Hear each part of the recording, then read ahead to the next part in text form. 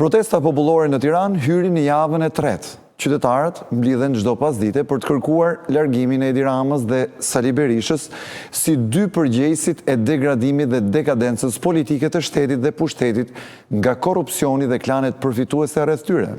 Protesta gjallon nga shtresat sociale, si nga dinamika e moshave, ashtu dhe profesioneve apo shtresave shoqërore. Janë me dhjetra mijëra protestuesit që marshojnë në rrugët e kryeqytetit, duke krijuar një klimë gjithëpërfshirëse edhe për të tjerët, që duket se është hera e parë që nuk i bezdis një protest nga ato që janë mësuar të shohin më parë plot frustrim dhe molotov. Qytetarët mblidhen fillimisht në pika të ndryshme të Tiranës dhe më pas bashkohen për të grumbulluar para selisë së kryeministrisë me thirrje dhe pankarta. Sloganet kryesor janë fokusuar te papërgjegjshmëria politike, transparenca dhe kërkesa për ndryshim. Paralelisht me kryeqytetin, protesta po zhvillohen edhe në qytete të tjera të vendit, ku qytetarët janë mbledhur në sheshe dhe rrugë kryesore. Sot në revista MCN mund të kisha pafund njerëz të cilët dalin në shesh çdo ditë për një kauzë që lidhet jo vetëm me zvërnesin, por kjo është e kuptueshme që nuk mund të ndodhë. Por unë shkëputa në morinë e reagimeve të shumta të njerëzve të angazhuar edhe në protest, edhe në rrjetet sociale, të bisedoj me zonjën Suela Koçibellinj. Zakonisht prirem të flas me njerëz që përfaqësojnë racionalitet dhe arsyetim në bashkëbisedim, ndaj besoj se në këtë rast kam bërë zgjedhjen e duhur për të diskutuar mbi protestën. Suela Koçibellinj është tani në linjë të drejt për drejt me revista MCN. Përshëndetje zonja Koçibellinj, faleminderit që je prezente në këtë bisedë për protestën. Përshëndetje, mirë se ju gjeta. Për shkak të kontakteve të mia, natyrisht edhe ndjekjes së dinamikës së protestës, ka qenë shumë e vështirë që unë të bëj një përzgjedhje të dikujt, disave apo sa shumë njerëzve me të cilët unë do doja të bisedoja pse ata janë në protestë. Natyrisht në shumë syresh reagime, vëra re një reagim tuaj në rrjetin social Facebook, ku i dedikoje qëllimin e prezencës tënde në protest për fëmijët, për të ardhmen, për arsimin. Dhe natyrisht në vetëdijesinë time, arsimi është themeli jo vetëm i zhvillimit, por i një kombi që ka nevojë të ketë dritë në të ardhmen e tij. Dhe sigurisht më shumë se gjithçka tjetër mendoj se do duhej që të bërtitej ose të këmbgulej në atë protestë do ishte arsimi. Ndaj dhe zgjodha të bëj këtë bisedë me ju sot. Përse çfarë ju ka ngarkuar kaq shumë për ta ngritur shqetësimin e arsimit kaq fort? Pra çfarë nuk shkon me ne në arsimin ton dhe në pakujdesinë e qeverisë për të arsimuar njerëzit? Edhe pse sigurisht nxënësit shkojnë në shkolla, studentët shkojnë në shkolla, madje shumë prej tyre shkëlqejnë në botën ku ata shkojnë dhe konkurrojnë jashtë shtetit, po jo në Shqipëri. Pra kemi një disrakordancë midis investimit të trurit dhe asaj që kërkon vendi në investimin e punës. Faleminderit që e kthen në vëmendje pikërisht një ndër arsyet e forta sepse unë dua të jem dhe sepse unë jam në protestë dhe pse unë do jem aty në shesh me qytetarët e tjerë shqiptar. Patjetër që ka njëmëri problematika, secili nga ne të hasura në eksperiencën e vet të përditshme dhe sigurisht unë vi me arsimin sepse është fusha ime e veprimit. Sepse kam mbi 15 vite që jam në terren me organizatën time dhe me organizatën tonë dhe me organizatën e shumë qytetarëve që janë bashkuar për të dhënë kontribut për arsimin. Dhe si rridhoj njoh arsimin, njoh shkollat, njoh problematikat që janë përtej Tiranës. Dhe nëse do them pse unë për arsimin, pra ky arsimi ku ne gjithë i çojmë fëmijë, tani çojmë sepse patjetër që e kuptojmë se sa e rëndësishme është të arsimohesh, sa e rëndësishme është të edukohesh, sa e rëndësishme është të përgatitesh për të ardhmen tënde.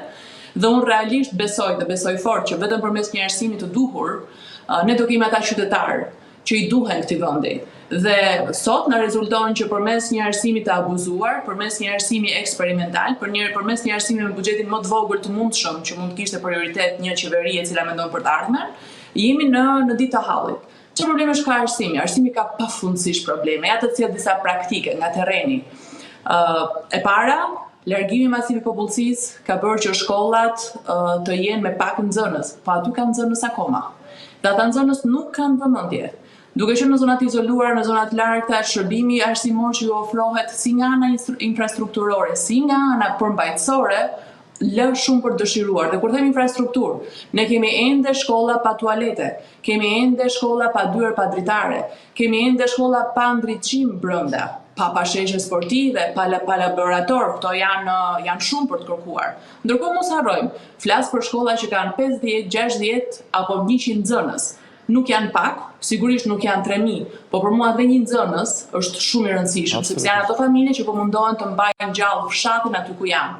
Dhe nëse flas vërtet për cilësinë e mësuesve, përveç faktit që do doja shumë të ishin të mirë shkolluar, patjetër kur janë në zona të largta, distancat, mos ofrimi i shërbimit të transportit për mësuesit, krijon hapësirë për neglizhencë. Pra mësues që shkojnë me vonesë, mësues që largohen shpejt. Ndërkohë mos harrojmë, këta nxënës e kanë objektin e shkollës, godinën e shkollës e kanë jo vetëm edukim, e kanë socializim, e kanë argëtim, aty kanë gjithçka. Se në momentin që mbyllet orari i shkollës, nuk kanë më asgjë tjetër për të bërë.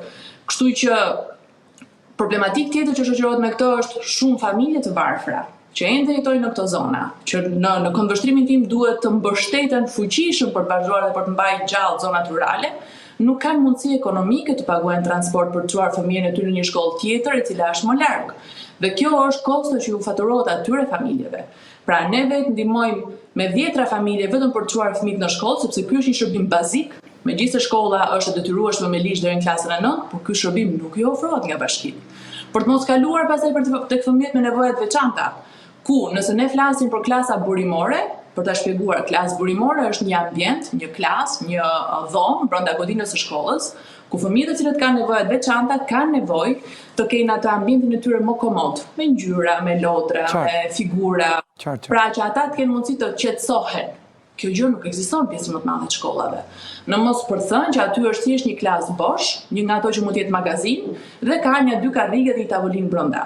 Pra, nëse flas pastaj për shërbim arsimor dhe përfshi këtu psikologun, ne kemi një psikolog për 15 shkolla akoma, apo për 10 shkolla, sepse është sipas numrit të fëmijëve, por ndërkohë këto shkolla janë shumë larg dhe një psikolog nuk ka çfarë ju bën këtyre fëmijëve. Dhe këtu ne po prapimi në kurrizë të arsimit. Pra po e nis nga periferia për të kaluar dhe për të ofruar pastaj në zona pak më urbane apo edhe në Tiranë. Nëse kthehemi pastaj në zona më kryesore, ne sot në arsim kemi problematikë shumë të madhe, fenomene që janë shoqëruese të përditshme tona, që janë bullizmi, që janë dhuna, që janë konsumimi i lëndëve narkotike. Pra që në shkollë ende nuk po ngrihen mekanizma si ne t'i ndihmojmë fëmijët që mos jenë preje këtyre fenomeneve. Ne dim realitetet që na kanë humbur jetën fatkeqësisht fëmijët në ambiente rreth rrotull shkollës, e mua më duket shumë ironike fakti kur mundon të specifikojnë sa metra larg oborrit të shkollës. Po, është cinike, jo ironike, është cinizmi i madh. E shkollës, kudo që t'jetë, është një nxënës. Pra nuk mund të ketë heshtje dhe justifikime të tilla.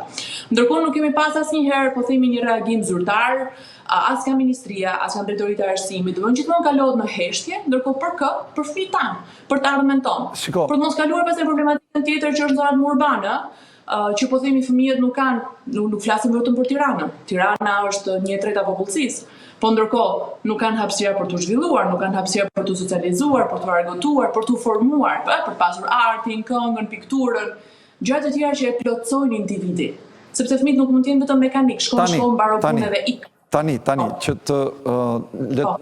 Unë jam shumë i vëmendshëm, dhe i dëshiruar për ta dëgjuar tablon tuaj, por duke ditur padurueshmërinë e njerëzve zakonisht në ekrane, ku edhe për diel kërkojnë gjëra më relaksuese, do doja që të jemi telegrafisht të përmbledhur në këtë bashkëbisedimin tonë. Tani, unë i di gjithë këto dhe janë e mbështes çdo problematikë që ju ngrini, e di atë, e njoh. Nuk e di se sa do ta pranonte, fjala vjen, ministrja Kumbaro këtë panoram, e cila për mua është dhe më e thellë se sa kaq, po të fusim edhe gjakmarrjen, njerëz të cilët fëmijë të cilët janë ngujuar etj, fenomenet pafund të tronditse do të thoja unë për shoqërinë. Do doja të pyesja si vijnë këto tani në protestë, pra si vjen ky zë në protest, a ka njerëz përveç teja aty, pra a ka mësues të tjerë në protest, a flasin ata apo thjesht janë prezent, a kanë ata frikë se nëse flasin humbasin vendin e punës. Pra kjo është ajo, si të them, duhet marrë një lloj indikacioni për këtë gjë. Pra ju jeni aty, e përcillni mesazhin, e përtitin rrjetet sociale, po ndërkohë protesta ka diversitet të madh njerëzish edhe çështjesh, temash e tjerë. Po arsimin kush e thot aty, kush po flet për? Ose si mund vi arsimi në vëmendje? Përveç prezencës tuaj personale. Jam e bindur që nëse e shtrim në këtë pikë nuk do e bëjmë temën më optimiste, sepse nëse zonja Kumbaro nuk don ta pranojë, nuk është se e ndihmon veten e saj, duhet ta pranojë ajo dhe stafi i saj se vetëm kështu fillon ndryshimi. Në ata ambient qytetar, se unë kështu dua t'i them, pra nuk për mua është shumë sa protestë, është një lëvizje qytetare, është një gulfim i të rinjve dhe i qytetarëve për vendin e tyre. Ka disa të tjerë kolegë të mi në fushën e shoqërisë civile apo edukator të shoqërisë, pra këtu jo vetëm mësuesë, mund të jenë që nga po themi cikle më të ulta, apo edhe persona që në mënyrë të pavarur merren me fushën e edukimit, të cilët janë prezent në shesh. Tani, që të jemi realist, sigurisht unë ndjej gjithmonë e më shumë një të paktën në këto ditët e fundit të reagimit qytetar në sheshin kryesor të Tiranës dhe në zemër të Shqipërisë, gjej një hezitim presionues nga personat të cilët punojnë në institucionet publike. Kjo nuk do të thotë që në shesh nuk ka mësues. Unë mendoj që në shesh ka mësues, unë njoh disa prej tyre, patjetër aty ne jemi shumë. Pra nëse flasim për 50.000, 60.000 persona, unë besoj që duhet jenë dhe më shumë ata që shkojnë dhe vinë nga ky ambient, aty ka dhe mësues, të cilët sigurisht nuk kanë marrë mikrofonin për të folur, por ata e dinë zërin që do sjellin.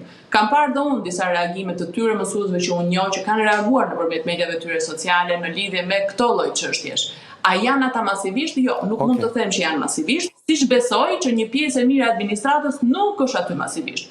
Dhe kjo është pastaj po prap një pikë tjetër që unë do doja të ngrija zërin në këtë moment bashkë me ju, për faktin që nuk ka as edhe një rezultat nëse ne gënjejmë veten tonë sot. Dhe nëse është fuqia, po themi, e këtyre institucioneve për të bërë presion mbi punonjësit e tyre, unë mendoj që kjo është shkelja më e madhe dhe abuzimi më i madh që mund t'i bëhet kujt do, që po punon sot në administratën publike, mësues apo jo, dhe po mundohet të mbajë familjen në Shqipëri.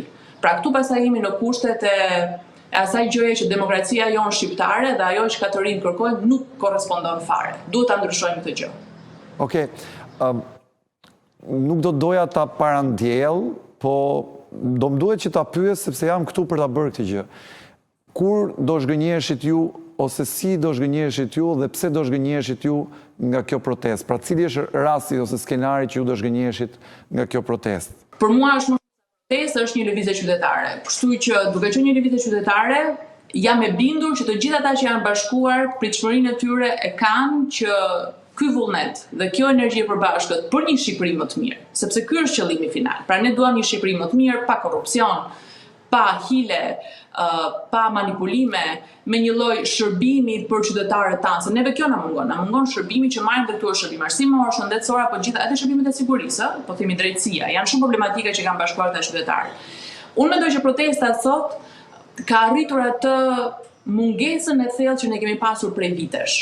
Pra bashkimin e njerëzve dhe ngritjen e zërit. Sot protesta këtë gjë e ka arritur.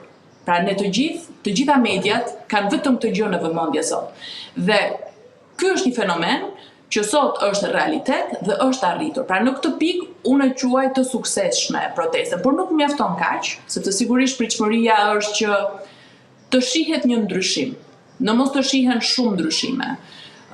Patjetër është një moment akoma herët mendoj unë për të parë një ndryshim konkret, por a do ishte zhgënjim për mua nëse po themi do shpërbëhej brenda natës, çuditërisht kjo do ishte zhgënjim. Nëse pastaj do ketë reagime me mekanizma të ndryshme politike në favor të asaj që protesta po synon, kjo do kohën e vet. Pra për mua shtrira në kohë nuk është asnjëherë zhgënjim. Rëndësi ka që të shkohet drejt rrugtimit dhe pastaj dhe protesta do marrë formën graduale për të arritur synimin e të gjithë qytetarëve që janë aty. Por nëse po themi në një arsye apo në një plan apo në këto misticizmat tonë dhe çfarë do lloj situate paralele që ecën tani me protestën dhe ne e dim këtë gjën, do shpërbëj brenda natës, për mua vetëm kjo do ishte zhgënjim. Ndërkohë, nëse ne lëm qytetarët të lodhen, kjo është e gabuar. Unë nuk do doja që shteti im ta bënte këtë gjën. Nëse i nxisim qytetarët për të pasur konflikt, kjo është po prapë e gabuar. Nuk do doja asnjëherë që shteti im ta bënte këtë dhe për këtë nuk e kanë fajin qytetarët, Prandaj po them që është shumë ngarkesë nëse ne themi që fajin e kanë ata që janë aty në shesh. Ata nuk kanë as edhe një lloj faji, por kërkojnë të drejtat e tyre, por kërkojnë që Shqipëria të jetë më e mirë. Kaq. A kjo do arrihet për sa kohë? Këtu pastaj unë besoj që duhet të kemi durim se si do formohet dhe si do formësohet realizimi i këtyre iniciativave. Nëse iniciativat shuhen pastaj brenda natës, kjo patjetër, vetëm kjo për mua do ishte zhgënjim. Okej, faleminderit për prezencën dhe mendimin, ishte Suela Koçibellin që dha qëndrimin e saj, pse ajo është në protest, natyrisht ajo i përket një target grupi që rreshtohet tek arsimi dhe shqetësimet për arsimin, por unë mendoj se është aty dhe si nën dhe si qytetare e këtij vendi për t'u bashkuar dhe solidarizuar me gjithë ata njerëz që kanë shqetësimin e tyre me shumë problematika që vendi ka sot.